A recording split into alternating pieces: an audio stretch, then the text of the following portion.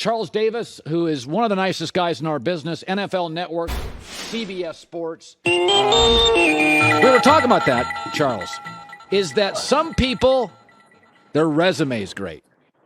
And then some people, but they're not good interviews. And then some people, their resume is okay. And I've hired somebody before. You walk in the interview and you're like, Matt, that person is twitchy and nimble and smart and funny. And so what is the value of the combine? Because some players are pushing back, Charles. I don't need to go. Yeah. To you, what's the value? The value to me, Colin, is that it can confirm things that you've done on tape and studied these kids, or it opens up for more questions. And I think that plays right into what you're talking about with the resumes and how people present themselves. Because the combine, that kid may have been, let's call him a C student throughout his career. And he comes to the combine, and I'll use the name. You remember the name Bruce Campbell out of Maryland a bunch of years ago, an offensive tackle? Yes. A very, very average college career, destroyed the combine. And we all laughed because Mr. Al Davis was still with us then, and we all said, well, he's a Raider, because they loved that. And you know who picked him in the 4th round? The Raiders. But he never turned out to be a good player. So, again, how much of it is what you took from your tape evaluation, from your scouts doing their work for 3 years, 4 years, as opposed to one day blowing it out. So that's why I say you can confirm it. If Aiden Hutchinson blows this thing away from Michigan, that just confirms what we've seen, right? But if all of a sudden some guy that you don't know runs, jumps, sprints, and you go, whoa, but he's only gained 175 yards in his career, that leads to a heck of a lot more questions. You know, Charles, I've always believed I would take an SEC player over every other conference because the intensity, the coaching's harder, the pressure's greater. And like for a quarterback, if you're in the SEC or a tight end, you can't even hear yourself think, and you're playing against more NFL bodies. So if I was down to nothing against Oregon, but an Oregon guy and a Georgia guy, and it's a coin flip, I would probably take the Georgia guy. Does that sound crazy? I think it matters to me.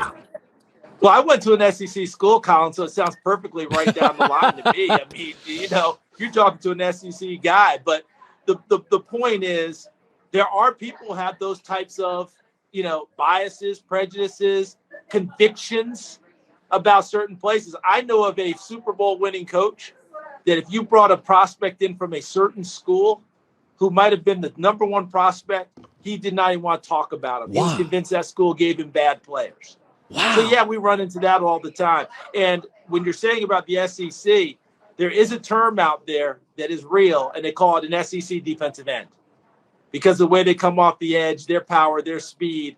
And there are a lot of times in recruiting, when I used to do college football games across the country, I would run into coaches in the Pac-12, in the Big 12, in the Big 10 that would say, oh, I've got this kid. You know, the SEC schools really want him. He's an SEC defensive end, and that was the highest praise. So I'm going to throw something out to you. I watched Bryce Young be so good so fast. I watched Caleb Williams be so good so fast. I watched these NBA players, these kids, these great players like Zion walk into college and dominate it. I am a little skeptical on Kenny Pickett because it took his 5th year for him to pop, which tells me maybe he's a low ceiling guy who just, let's face it, he was just older than who he's competing against. Is that a fair, cynical opinion? That worries me. No, it's a normal opinion, but I'm going to play devil's advocate with you. You ready? Okay. Joe Burrow, he went from 20-something touchdowns to how many his last year at LSU and became the number 1 pick? How about Zach Wilson? His career at BYU was kind of checkered. And in that last year, he was a monster, and he moved up to number 2. So when you talk to people who are around Pitt and around the Kenny Pickett deal, when you start talking to them about that, because I went back and looked, the total number of touchdown passes he threw in the first 4 years versus the last year didn't equal the number he threw this past season. So it makes you naturally skeptical. Yeah.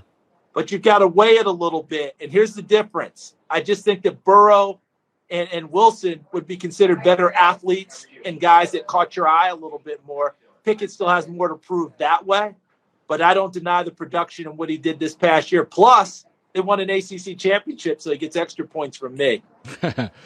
Tennessee's, by the way, undrafted 87, Charles Davis. Has had a great career and one of the really good guys in our business. You know, it's funny. Quarterback is the sport now is $1 billion sport. Every franchise is worth multiple billion. So the quarterback now is the face of the franchise, and it's always been the face of the franchise, but it used to be 15 years ago, Charles. If you said, I have a great defense and a run game, you could be a Super Bowl team. You could say, it's a Super Bowl team. Increasingly, it feels like if you don't have the guy at quarterback, you can't because they become more valuable. You're paying them 35, 45, maybe 50 million. And I look at Kyler Murray, and I'm like, okay, he's great. He gets better every year. Super valuable. But, man, there's some stuff I don't like, Charles. What do you do if you run a franchise? You're worried about his leadership, Charles, the public stuff, the immaturity. No players have defended him in the last week as he's come out. What do you make of that? What you make of it, Colin, is we're going to run into more and more of that as we go along because it's just kind of I hate to say way of the world. I sound like my grandparents, right? But the way that these youngsters are coming up, and again, I'm not a get off your lawn guy. They are more precocious than ever, which leads to us getting better players like Kyler Murray.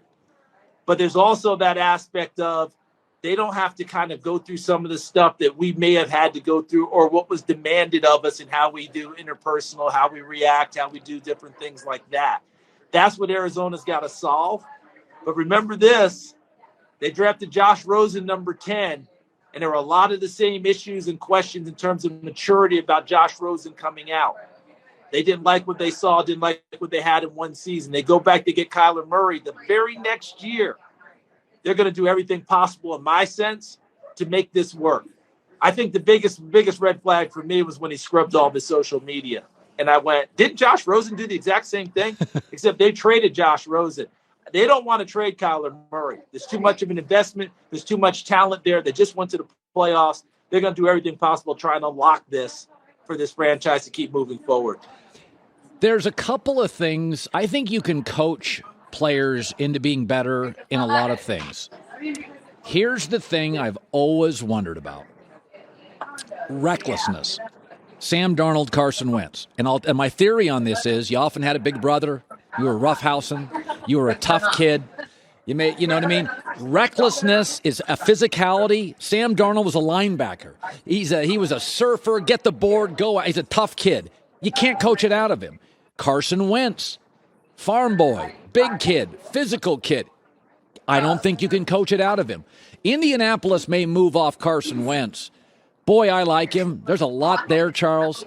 In your experience, can you coach out reckless? Can you coach out of those mistakes? Or is it just endemic to what they are? You can coach it out, Colin, but what are you getting as the residue? Jameis Winston, they coached a lot of that out of him last year. But before he got hurt, but how many games did he get over 200 yards throwing the ball? Right. So what is the residue that comes out of it? And is your team built to handle some of that recklessness? Green Bay with Brett Favre was built to handle that. Yeah. Okay, you remember how great Brett was, but Brett, everyone was open because his arm was so great. Right. And he made it work a lot more times than he did not. There's times when you went, oh, boy, and you go back to that Minnesota-New Orleans game that would have put him in the Super Bowl, and you went, yep, there it is. But at the same time, would you turn down Brett Favre? No. You work through those sort of things because his magic was so good.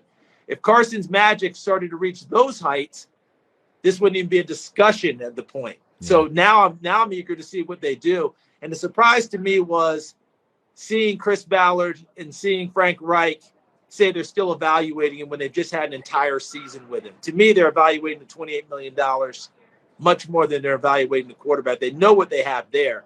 It's what are we going to do moving forward on that. But by the way, remember Matthew Stafford was supposed to be reckless.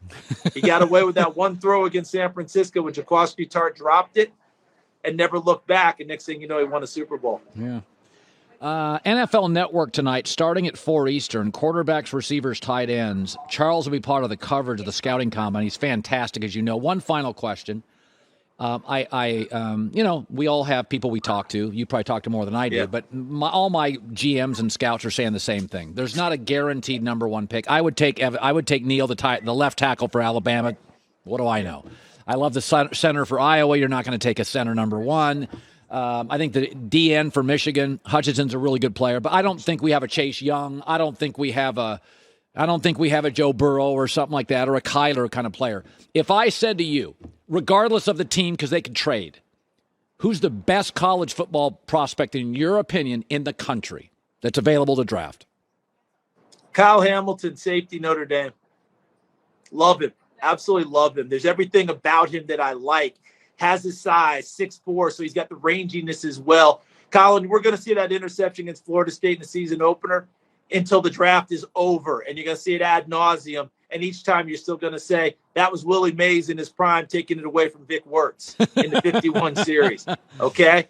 So you're going to see that. But also when you turn on the tape, you see a 6'4", 220-pound kid who can run. And he doesn't just tackle you by swiping at your ankles and trying to trip you up. He's chesting you up. All right? And this is a man who brings some punch with him.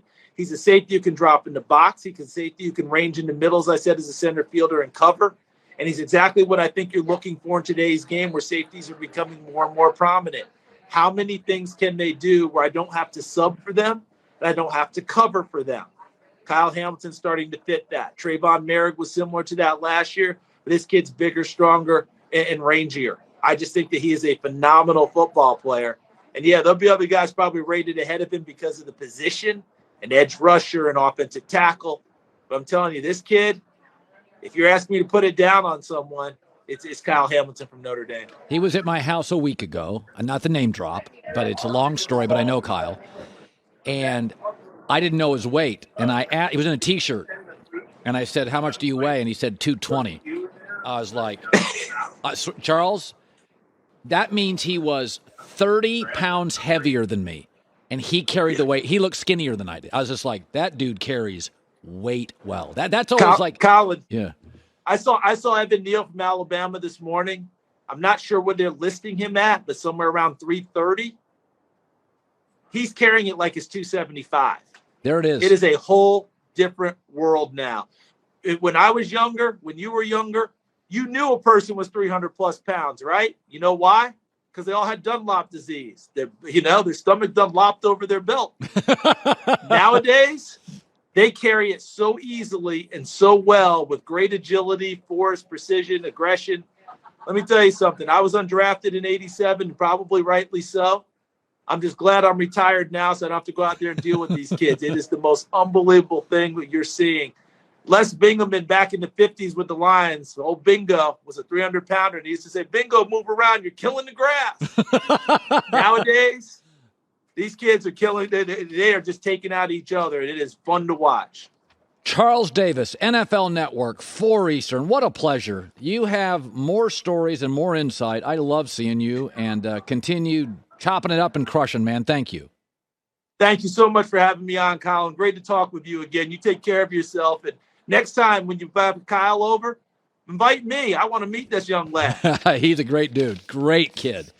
Take care. You bet. Charles Davis. Hi, everybody. Thanks for watching. Subscribe here to get the latest from the show. Also, be sure to check out more of the best clips from The Herd or go watch a few segments from other shows on FS1.